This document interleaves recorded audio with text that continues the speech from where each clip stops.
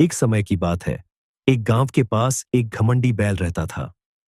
वह हर दिन अपनी ताकत और शरीर का घमंड करता और अन्य जानवरों को तुच्छ समझता। बैल सोचता था कि उसकी शक्ति के सामने कोई नहीं ठहर सकता। इसी गांव में एक छोटी सी रानू चिड़िया भी रहती थी।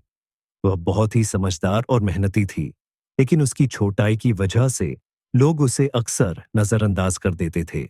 एक दिन बैल ने रानू को देखा और उसका मजाक उड़ाते हुए बोला, तुम तो छोटी सी चिड़िया हो, तुम्हारी क्या हैसियत, मेरे सामने तुम्हारी कोई कदर नहीं।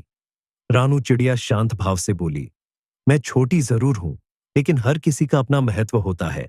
तुम अपनी ताकत का घमंड कर रहे हो, लेकिन याद रखो, ताकत से कहीं ज्यादा जरूरी होती है समझदारी और सामंजस्य।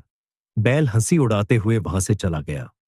कुछ दिनों बाद गांव में एक बड़ा तूफान आया।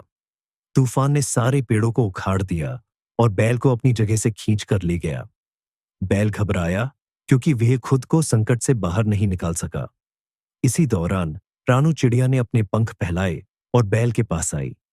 रानू ने बैल से कहा, अगर तुम मेरी मदद चाहते हो तो अपनी शक्ति को नहीं, बल्कि मेरी तरह समझदारी का इस्तेमाल करो। रानू चिड़िया ने अपनी चपलता का इस्तेमाल करते हुए बैल को बचाने का रास्ता खोज लिया और बैल को सुरक्षित स्थान पर ले आई। बैल ने रानू से कहा, मैंने कभी नहीं सोचा था कि तुम जैसी छोटी सी चिड़िया मुझे बचा सकती हो।